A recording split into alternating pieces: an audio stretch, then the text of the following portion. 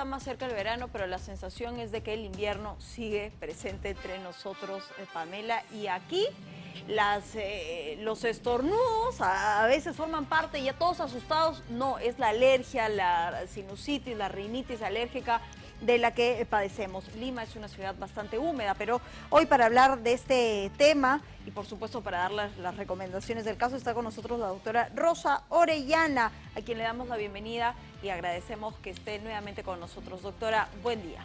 Buenos días, Claudia, Pamela, un gusto verlas nuevamente. Bueno, cuéntenos, ¿qué es la sinusitis y por qué se produce? La sinusitis es una inflamación de algunas partes de la zona facial, de los senos paranasales, como vemos en la imagen. Dentro del cráneo, de la zona facial, tenemos estos espacios, en la frente, en la zona de pómulos, entre los ojos, y estas zonas forman un moco. Nos permite equilibrar las presiones en la parte nasal.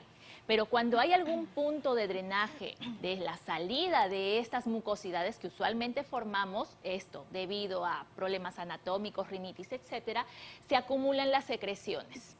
Cuando produce eso, comienzan nuestras molestias. Presión en la cabeza, a veces incluso llega hasta un dolor muy intenso, en la zona facial, entre ojos, la parte del rostro, pero también comienzan a cambiar el olfato, a veces también la sensación de obstrucción y salida de moco, que puede ser por la parte anterior o puede ser en la zona posterior. Entonces, hablamos de un proceso inflamatorio que puede durar pocos días, un proceso agudo, o que puede durar largos meses o repetidas veces, como es en los procesos crónicos.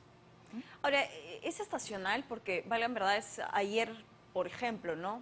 Me desperté y sentía esta presión de la que usted habla, pero siento que esto empeora cuando el clima está más frío, más húmedo, o es que esto tiende también a generarse en un problema crónico si no es tratado a tiempo. Así es, cuando nosotros tenemos estas molestias, por lo general está más relacionado a cambios de temperatura, ese es uno. La humedad extrema, muy seco o muy húmedo, como pasa aquí en Lima, también va a generar que se inflame la mucosa nasal. Otras situaciones, por ejemplo, cuando tenemos ya algún problema anatómico, es decir, nacemos con el tabique desviado o con un menor tamaño en los senos paranasales o con cornetes muy grandes, o de lo contrario porque trabajamos en zonas con ambientes irritantes, hidrocarburos, pinturas, aire acondicionado. Entonces, los diversos factores, como es vía nasal y nosotros aspiramos, va a generar un contacto directo y el proceso inflamatorio. Si no le hacemos caso de inmediato, pues sí va a progresar cada vez mayor inflamación. Recordemos que toda esta zona, como vemos justo en la imagen, es una piel, nosotros le llamamos mucosa, muy delgada. Y si los procesos se van repitiendo y repitiendo y repitiendo, pues es una piel que se va haciendo cada vez más gruesa, una mucosa gruesa. Y eso a veces ya es más difícil de tratarlo solo con medicamentos. Es decir, ¿puede llegar incluso a necesitarse una intervención quirúrgica para solucionarlo? Efectivamente, cuando esta zona ya no responde a los tratamientos tópicos, como usualmente hacemos con lavados, sprays, medicamentos, y ya es muy gruesa ese punto de salida, necesitamos cirugía, que felizmente ahora es todo vía nasal, por dentro con unas pequeñas pinzas y llegamos, para mostrarlo un poco por acá, llegamos justamente a la zona interna de la nariz. Y estos puntos de drenaje son los que nosotros aperturamos con unas pequeñas pinzas, a fin de que haya un buen drenaje y buena ventilación en el seno frontal, el maxilar, el etmoidal. Ahora, ¿cuáles son?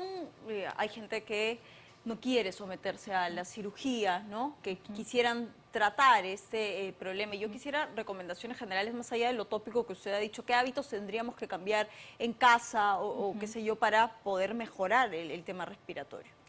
Tenemos que preguntar primero el ambiente en el que estamos. Eso marca mucho la diferencia de cuáles son las recomendaciones. Por ejemplo, si estamos en un ambiente húmedo como aquí en Lima, es mucho más efectivo los equipos deshumedecedores que van a eliminar este exceso de humedad, pero también exponernos a un ambiente un poquito más tibio, por ejemplo las vaporizaciones, muy efectivas, con agua sola, con eucalipto mucho mejor. Y en casa se pueden hacer, ¿no? Exacto. Con una vasija de agua caliente, ¿no? Y ponerse una toalla. Aunque yo más recomiendo no colocarse la toalla, porque si no es mucha concentración de vapor caliente.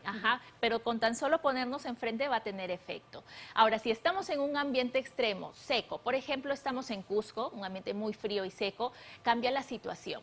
Entonces, deshumedecedor no va a ser necesario, sino más bien hidratar mucho la nariz, porque eso es lo que ocurre en estos ambientes. Y va desde cloruro de sodio, manzanilla tibia, en pequeñas gotas, etcétera.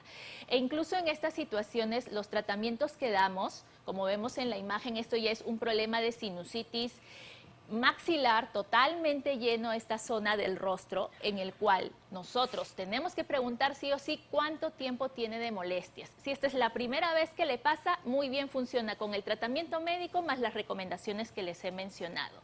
Pero si la persona nos dice que esto ya lo tiene repetido todos los inviernos, 2, 3 veces al año, hay que tener un poco más de cuidado. Bien podría funcionarle el tratamiento médico, pero debemos hacer seguimiento. Cada 2, 3 meses revisarlo, y de persistir las molestias, pues la opción ya es más tratamiento quirúrgico. Lógicamente siempre les digo, después de un tratamiento quirúrgico tenemos que llevar tratamiento médico, saber qué situaciones debemos evitar, cuáles sí podemos permitirnos, y ahí mucho entra a tallar el tema ambiental, lo que les mencioné al inicio, a qué nos estamos exponiendo para evitarlo. ¿El aire acondicionado es un agente que complique más esta situación?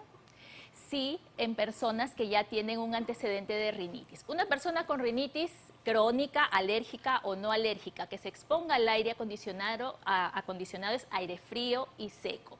Esa sequedad pues va a generar más inflamación. Es como que estuviéramos exigiéndole a la mucosa nasal que produzca más moco porque estoy en un ambiente seco, y eso lógicamente va a generar más inflamación, que puede comenzar en esta zona. Esa es la parte nasal, la zona por nosotros recibimos el aire. Pero conforme esta exposición va dándose diariamente, va a pasar ya a las otras zonas, a los senos paranasales. Por eso es que una persona comienza inicialmente con los fastidios. Lo más común dice, me he resfriado, pero le está durando varios días, tras días, tras días. Eso ya no es un resfrío, eso es un problema de rinitis, alérgica o no alérgica. Y si no le damos tratamiento, pues vienen ya las complicaciones dentro de nariz, o si no, en los senos paranasales. Ahora, ¿los niños pueden también tener sinusitis?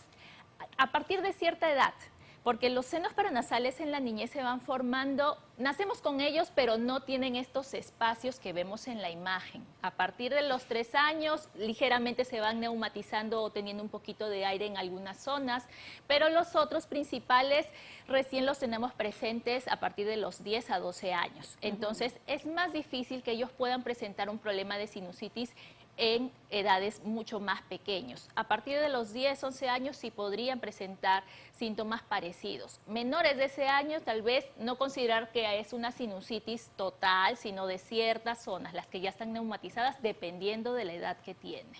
Ahora, doctora, en este escenario COVID, ¿cómo es que los pacientes que han tenido, que han superado la enfermedad, les afecta, ¿no? por el grado de sinusitis que tienen? Sí, recordemos que el COVID es una infección viral. Como toda infección viral, va a generar inflamación de la parte interna de la nariz, la mucosa nasal. El COVID tiene una característica en especial, que no solo va a generar la inflamación de toda esta zona, sino que aquí en la parte alta, esta zona blanca representa al nervio olfatorio. Tiene un efecto de inflamar a ese nervio. Por lo tanto, el COVID me puede generar un problema a este nivel y yo sentir nariz tapada, mocos, dolores de cabeza, sensación de que percibo diferentes los olores. Pero si daña a este nervio o lo inflama, que tiene un tiempo variable de inflamación, voy a percibir diferente. Es decir, o no percibo olores o los percibo de una forma putrefacta o maloliente. Y dependiendo de los síntomas, nosotros orientamos al tratamiento. Siempre les digo, si tienes rinitis previamente al COVID, pues vas a tener un proceso de recuperación nasal más prolongado y por lo tanto necesitas más acompañamiento y tratamiento con el especialista. Bien, doctora Orellana, le agradecemos muchísimo por haber venido el día de hoy. Usted ya lo sabe, cuídese mucho, verifique los ambientes en los que está, la calidad del aire que está usted respirando para no aumentar el riesgo de padecer este problema. Son las 8:24.